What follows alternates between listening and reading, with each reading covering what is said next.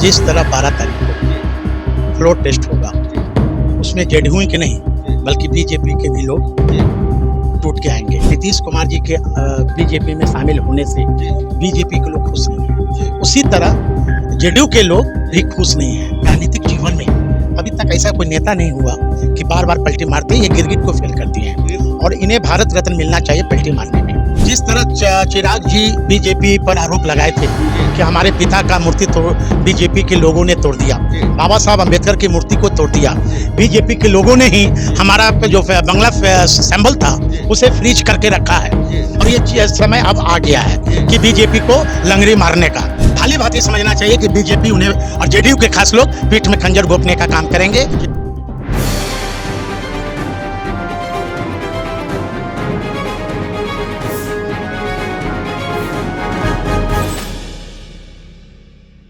नमस्कार, आप देख रहे हैं पटना प्राइम और मैं हूं आपके साथ प्रिंस कुमार। आज मैं आरजेडी कार्यालय में मौजूद हूं और हमारे साथ आरजेडी के पावरफुल नेता साधु पासवान जी हमारे साथ हैं। सर, बहुत बहुत स्वागत है आपका। धन्यवाद।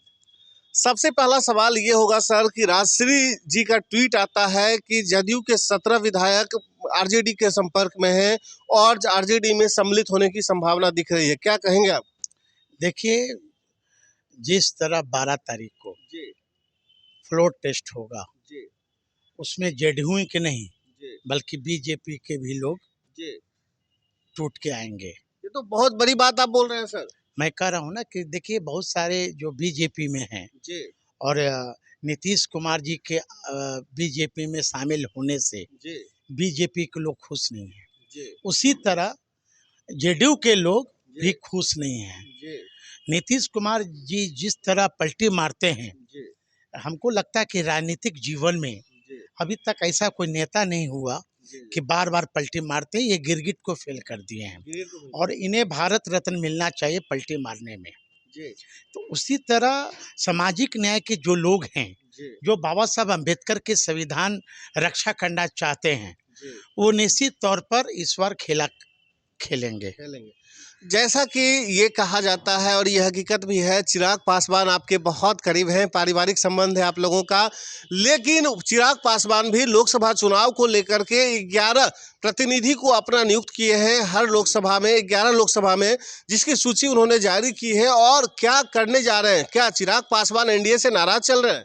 जिस तरह चिराग जी अपने सोशल मीडिया पर या नेशनल न्यूज पर जिस तरह बीजेपी पर आरोप लगाए थे कि हमारे पिता का मूर्ति बीजेपी के लोगों ने तोड़ दिया, बाबा साहब अम्बेडकर की मूर्ति को तोड़ दिया, बीजेपी के लोगों ने ही हमारा जो बंगला सिंबल था उसे फ्रीज करके रखा है और उन्होंने और आरोप, बहुत तरह के कई आरोप लगाए थे कि हमें उस बीजेपी के नेता के नाम हम बताएंगे।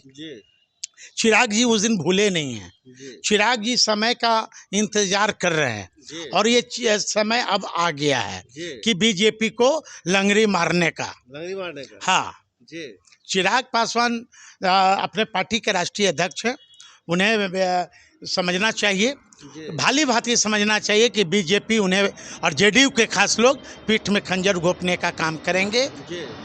लेकिन एक सवाल और होगा, अभी अगर हम छात्रों की बात करें तो बीपीएससी शिक्षक के जो अभ्यर्थी हैं, टायर 3 की भी नोटिफिकेशन जारी हो गई है। 10 तारीख से आवेदन की प्रक्रिया भी शुरू हो जाएगी। लेकिन कुछ ऐसे छात्र हैं जिनकी स्टेट क्लियर नहीं हुई है, वो लोग आज प्रदर्शन कर रहे थे और उनकी मांग थी कि सरकार को कहीं ना कहीं हम लोगों को सम्मिलित करने का कोई प्रावधान लाना चाहिए, और नहीं तो हम लोग 3-3.5 लाख छात्र हैं और हम लोग सड़कों पे उतरेंगे। आरजेडी का क्या स्टैंड होगा इनके साथ? देखिए, हम लोग छात्रों के साथ हैं और जिस तरह आपने देखा होगा विगत 17 महीनों की सरकार में हम लोग तो पूछना चाहते हैं नीतीश कुमार जी से कि 17 साल बनाम 17 महीना, 17 साल में आपने आप बीजेपी के साथ रहे और 17 महीना आरजेडी के साथ रहे। जिस तरह तेजस्वी यादव जी के नेतृत्व में खासकर युवाओं को जिस तरह नौकरी दिया गया, सिर्फ बिहार ही नहीं बल्कि जहां राम राज की कुछ लोग बात करते हैं राज का, उस राज के लोगों को भी बिहार में नौकरी मिला। तो उसी तरह इस लोग छात्र लोग तेजस्वी यादव जी पर खासकर बिहार ही नहीं अगल बगल राज्य के भी लोग तेजस्वी यादव जी पर विश्वास करने लगे थे। जिस तरह नीतीश कुमार जी ने पलटी मारा, नीतीश कुमार जी पर अब कोई युवा विश्वास करने वाला नहीं है। लेकिन एक आखिरी सवाल है सर, नीतीश कुमार कल दिल्ली जाते हैं और मुख्य प्रधानमंत्री और गृह मंत्री से मुलाकात होती है, क्या संकेत है ये? संकेत कुछ नहीं है। जिस तरह देश के प्रधानमंत्री जी ने बिहार के मुख्यमंत्री जी को अपमान करने का काम किया था, शायद नीतीश कुमार जी भूल गए, डीएनए में खोट बता रहे थे और नीतीश कुमार जी उसके एवज में नाखून और बाल दिल्ली भेजे थे। शायद नीतीश कुमार जी कल जो माननीय प्रधानमंत्री जी से और गृह मंत्री जी से जो उन्होंने मिलने का काम किया, हमको तो लगता है कि वो डीएनए का रिपोर्ट लाने गए थे वहाँ। अच्छा, डीएनए का रिपोर्ट लाने गए? डीएनए का रिपोर्ट लाने गए थे। अच्छा, एक और सवाल सर, क्या नीतीश कुमार यदि भविष्य में चाहे तो आरजेडी में सम्मिलित होना, तो आप लोग अपने साथ जोड़ेंगे उनको? अब तो ये हमारे नेता जाने, क्योंकि हम लोग एक पार्टी का सिपाही हैं, वर्कर हैं।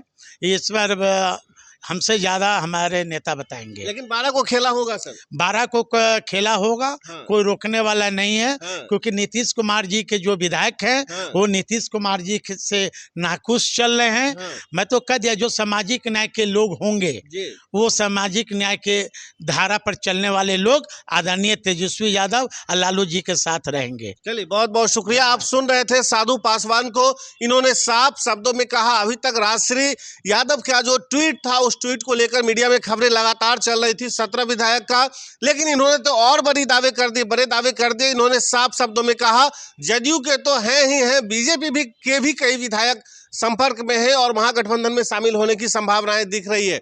लेकिन अंतिम फैसला अब देखना होगा, 12 फरवरी का इंतजार करना होगा।